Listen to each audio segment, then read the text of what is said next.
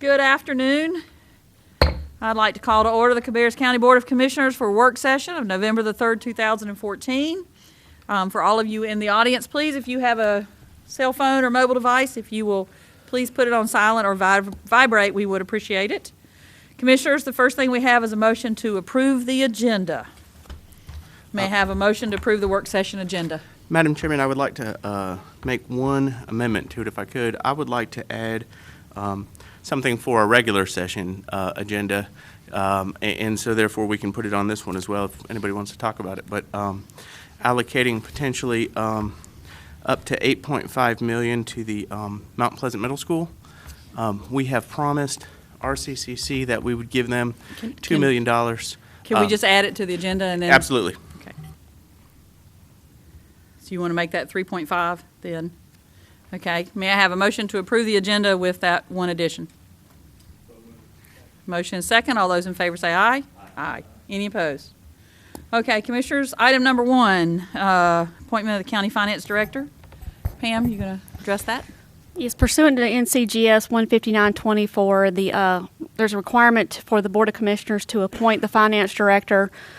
Under the county policy, we do not have the Finance Director to work at the pleasure of the Board, but yet we go through this formality once we have someone in that position to make sure that we're in compliance with that agreement. That employee works under the guidance of the personnel ordinance, but for this perspective, we would like to have the board to go through the process of appointing the finance director to make sure that we're staying in compliance with the statutes.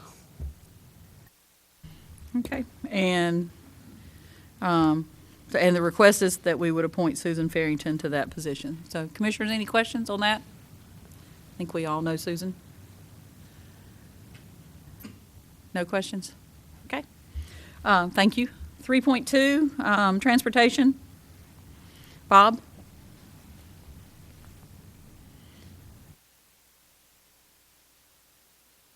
Afternoon. This is our FY16 5311 admin grant from the state. We will need to hold a public hearing and then a vote on accepting the grant. This year for the administrative grant, we are receiving $272,273. These funds help cover the cost of salaries, building rental, utilities, uniforms, etc., and vehicle insurance. This is down $70,000 from last year due to Cabarrus County being reclassified as a large urban. We also have a capital portion of that grant in the amount of $312,600. This is for 6 vehicle replacements. The state of North Carolina's criteria for vehicle replacement is 145,000 miles. We have 6 vehicles that meet that criteria. Until we submit the grant, we won't know if they will approve all 6, so that number could go down, but we are asking for 6.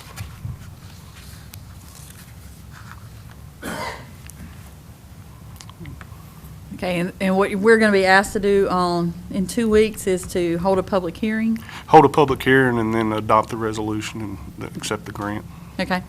Commissioners, any questions on this particular item? Chairman Poole, I have one question. On the vehicles that we're replacing, are those gasoline vehicles or diesel vehicles? They're gasoline. Gasoline, okay, thank you. Do you know if they have a different policy for gasoline and diesel engine vehicles? I do not, because we strictly buy off their contract, which right now is gasoline. Okay, thank you. Any other questions? Okay, thank you very much. Thank you. Next item, 3.3, Susan Farrington. Oh, can we do that when we do the approve the agenda? Okay. Yeah, we'll do the public. We'll set that when we do the agenda. This afternoon, we need to update our construction and renovation fund project ordinance. I brought this to you last month, but due to some changes we had to make for the school mediation, we've updated this with current numbers. The construction renovation fund is a multi-year fund, so it's not included in part of the annual budget process. So once a year, we come to you and update our numbers, revenue estimates, and expenditures, and that's what this is doing today. Specifically in the area of this time for the radio equipment and the revenues that come in from our cell tower rentals to increase our budget so we can spend the money on communication projects. So there's a related budget amendment and project ordinance to approve. Okay, Commissioners, any questions about the cell tower and those funds? Okay, thank you. Next item we have is Soil and Water Conservation District. Dennis?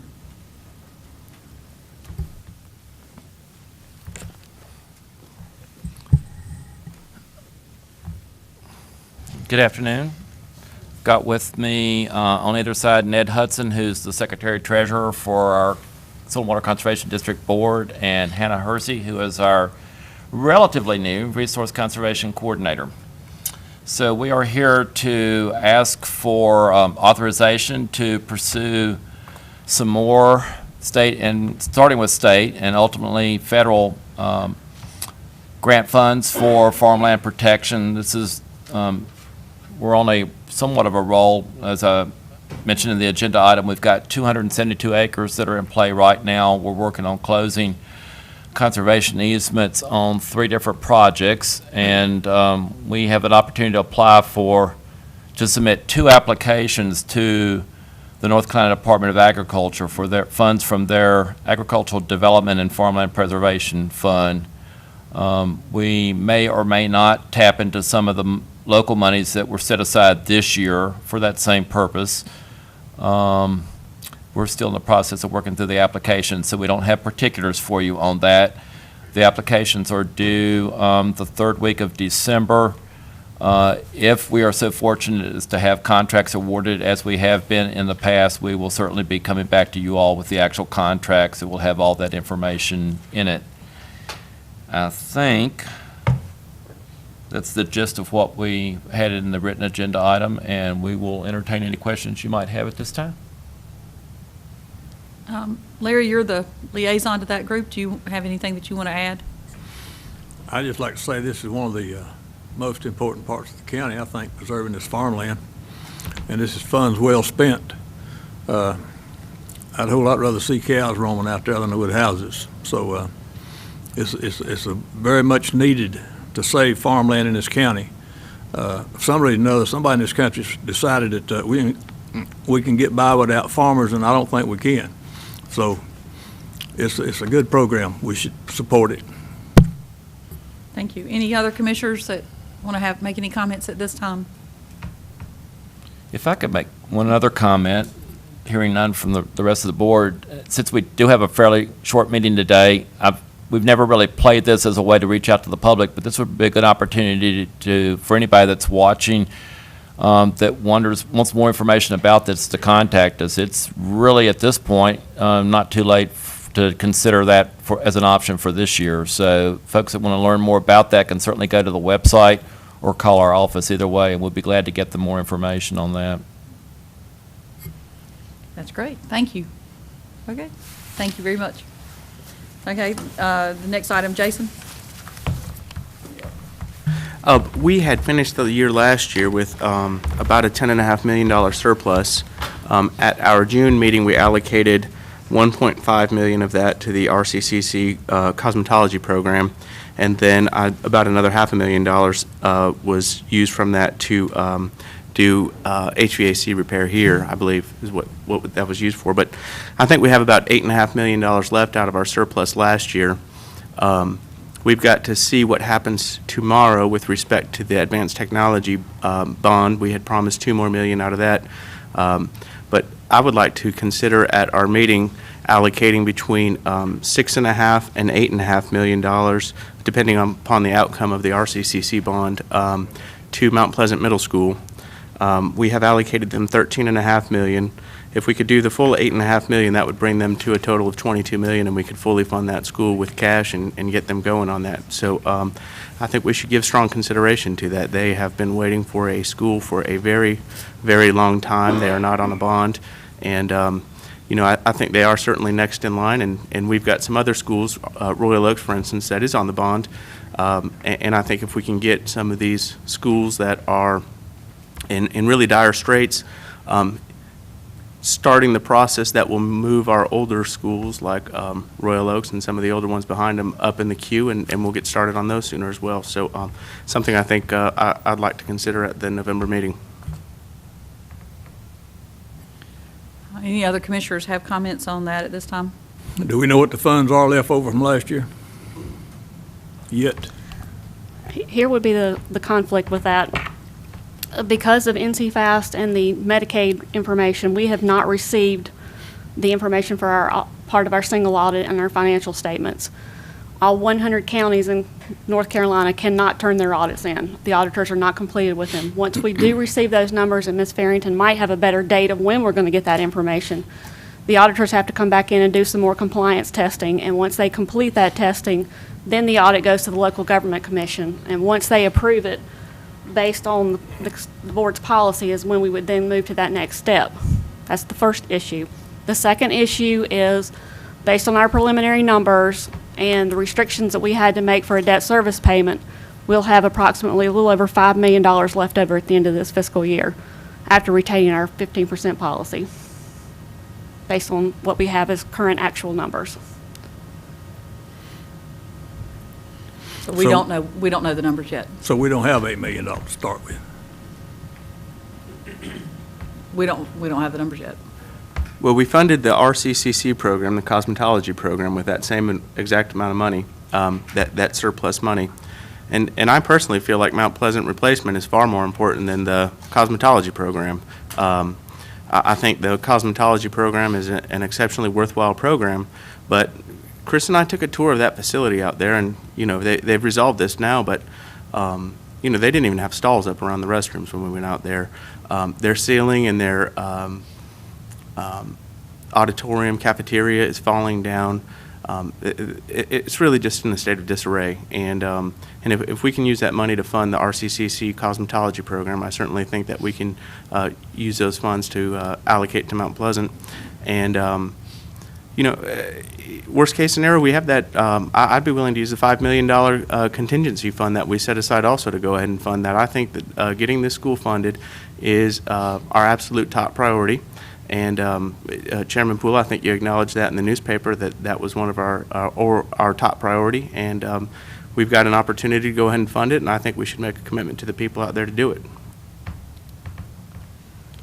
One more further statement, the $1.5 million for the Cosmetology Center and the $1,319,000 for Kannapolis Middle School's design did not come out of the excess fund balance. It came out of the increase in property tax revenues due to the collections and the release of an assignment. So we have not violated our policy, and by using that money that comes out to be excess in advance. So I just want to let you know that that was for money that we definitely did have that had nothing to do with our excess at the end of the fiscal year. When we talked about this, we had a $10.5 million surplus, and I remember specifically in our conversations talking about the fact that surplus money was going to be used a little bit early for the cosmetology program. So it may be that we allocated funds in a different way in order to be in compliance with a policy, but the idea and the principle was that those funds, the $10.5 million, that's where that money was going to come from. So we may have to do some accounting things to account for our policy, but that's where that money came from. Any other comments? Well, where did the money come from? It was surplus. Brown said it didn't, right? I could go get the budget revisions if you would like, but one of them was and I understand what Mr. Osterreich is saying, part of that excess fund balance was going to come from the increase in property tax revenues above the budget. So we increased the budget to meet the revenues that we actually collected, and then turned around and used that money to do either the community college or to do the, I think we used that one for the community college. The other one, we released an assignment of our fund balance to do the Kannapolis Middle School design. So that did affect what we would have had left over, but we just actually took an actual revenue and increased it to make that come into play. But the estimates that were originally given you to be the $10 million was not how it turned out at the end of the fiscal year. It was lower than that. So we still don't know what the fund balance is as of right now. We have our anticipated projection, but we do not have the final audit back from the audit firm because of what's happening with the single audit information for Medicaid. What So is we've your- not gotten an approved audit back from the auditors yet. What is your projection? Approximately a little over $5 million that will be in excess over the 15% policy after restrictions that are required. Okay.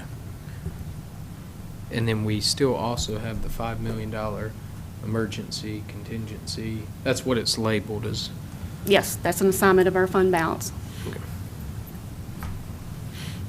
I think Mount Pleasant Middle School is a top priority, and I think it's been underfunded. They're in the process of getting their bids. We'll know that in a couple months, according to the newspaper. And I fully support the project. I also would say that I don't support spending money that you don't know for certain what you have. I wouldn't do that at my house. I Well, wouldn't spend money if I didn't know that I was going to get it for sure. So I think that that project will be addressed. It will be addressed quickly. I have not had a conversation with folks that are on the ballot tomorrow, but I would presume that they would support the project. But I personally would not want to spend money that I can't identify, or that staff can't identify yet. So that would be my problem with it. Well, I just think we ought to get a bid on the school and then see how much money they need, and then the county's going to have to come up with the rest of the funds. And we can't do that without a bid. According to the newspaper, they should have numbers. I believe the newspaper said February. That's the only thing I know. They're still trying to figure out exactly what they're doing. I think they've decided where it's going to be. I don't know if they've decided their plans completely or not. I'm not certain at this time.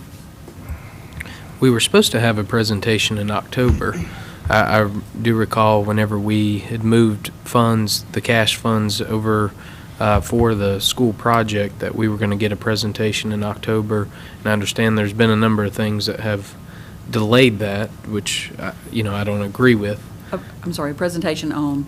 On actual, the project, replacing the school. Because, as I said, I do remember that being mentioned, because I was looking forward to that in October, and, obviously we didn't get that, and now if it's February, it's been delayed. But, I am in favor of moving the funds over for that project. I think that it's very important, and I think it's been talked about for too long.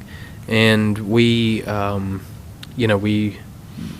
understand what you're saying as far as not knowing the actual numbers, but we did the same thing with the RCCC cosmetology program, and there was no issue then. So if it's projected to about $5 million and we have $5 million in that other account, theoretically we could do $10 million.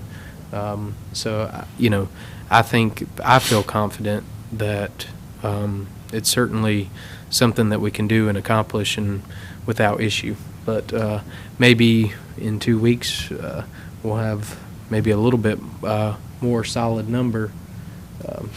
Would it be 2 weeks, or what are we looking at? I'm not sure the time frame. Ms. Farrington can explain what the auditors have to do once they get it, but then we have to go to the local government commission and get their approval, and all 100 counties are all in the same position waiting for a set of numbers to finish up. Because it's not taken this long before, has it? No, it's No, the new this is- NC Fast system trying to get the statistics out of the system so we'd have our information. We've been in contact with the state trying to get an estimate of time when we're going to get our numbers, because we cannot complete our single audit. And they told us probably, 2 weeks ago, that it would be the end of that week or the middle of last week. And we still have not heard anything. We've contacted them multiple times. Our auditors are in constant contact with them also. And the LGC knows that when all counties are starting to turn their things in, we're going to be competing with 100 counties to get approved, and I don't know how we'll get it in as soon as we can, but I don't, we'll be competing with 100 other counties for them to review, where normally they would be getting all the audits during October, at the latest October 31st. This is the first year we've never met that deadline. We've always met the deadline of October 31st, getting our audit to the LGC, but this year our hands are tied. And once the numbers do come in, our auditors have to do all kinds of analytical procedures on the numbers, and they just are not able to do that. It's very frustrating for them, because their audit clients continue on. They have new projects to start. Now they've got to go backtrack and finish up they would be completely finished our work by now. So, like I said, it's frustrating them too. But right now our hands are tied until we get the numbers from the state. Have they identified any major deficiencies to you, Susan, through the audit process, where they've come to you and said, you have this number here and this is not what we found? No. And having done the audit now we finished the fiscal year in June, so they're working on 4 months now. If there was major deficiency, we'd probably know about it by now, wouldn't you think? I would think so, yes. Yeah, I would think so too. I mean, we can keep pushing the state for the next couple of weeks. If you vote to put it on the agenda, we can have all the detail, where the money, where the previous budget amendments came from and what projects they went to, and then we can give you a heads up there at the regular meeting. Well, I would say, like, as Ms. Farrington noted, there have not been any major deficiencies identified in our audit, so I suspect that our internal number is an excellent number. The school board has told us that they cannot get bids on these projects until they have the funding there. That is illegal. So we have to give them some sort of funding. That's not true. But that's what they've told us. And that's what's been reported in these meetings. They did not have a bid in hand for the new Odell 3 to 5, and we funded them $17.5 million without a bid. So the idea that we wait for bids before giving funding, I think, is in contrast with what our policy has been. I would say that between the new board members, you have 3 members that between the 3 of them have over 3 decades of service in Cabarrus County between school board and county commission. And that school has not been funded in their 3 decades of service. And so I think there's a real urgency to go ahead and fund it and get this thing moving because, it's certainly been a priority of mine. Chris, I know it's been a priority of yours. Larry, I think it's been a priority of yours to get the school funded. They have not had anybody give them anything for decades. And it's time to go ahead and get it funded. Okay, my last comment, I voted against the cosmetology. I think the 4 of you voted for it. I voted against that at that time, so just to make that statement. Again, I wouldn't support something if I don't know where the money's coming from specifically. And I do believe that it won't be an issue to take care of that facility fairly quickly. I would be very surprised if Commissioner Morris would not be in favor of funding that school, and Lynn Shue's currently on the school board, so I can't imagine that he wouldn't be in favor of it. And I wouldn't think the other 2 would have a problem with it either. So I don't think it's an issue that has to be done in 2 weeks. I think we have time to find out what the finances are, and then I think that the new board will move forward with it. So can't speak for him, but I would be completely shocked if that was not one of the first things that that board took care of as soon as we had the communication from the school board with how they're proceeding forward. So I think they were delayed from October because they tried to see if they wanted to sell the facility or not. Personally, I think that there were some other options that they didn't consider. So, but I'm not on the school board, so there you go. There's some other things I wish that they would consider for that particular property. So if there's not any other comments, do you want to add, anybody else want to add anything at this time? Okay, we are down to the agenda for the regular meeting. We need to approve to set the public hearing for the item G1 at 6:30 or as such time as can be heard on that night, and also approve an agenda. And I'd make a comment that if you'll look at the recognitions, I would encourage all of you to wear purple in 2 weeks. Because Pancreatic Cancer Awareness Month, we will do a proclamation, and their color is purple. Everybody has a color. My mom died from pancreatic cancer, so I'm glad that we're doing that, and I like to wear purple anyway, so I encourage all of you to find a purple tie or something that you can wear that day. So, do I have a motion concerning the agenda for the regular meeting? So moved.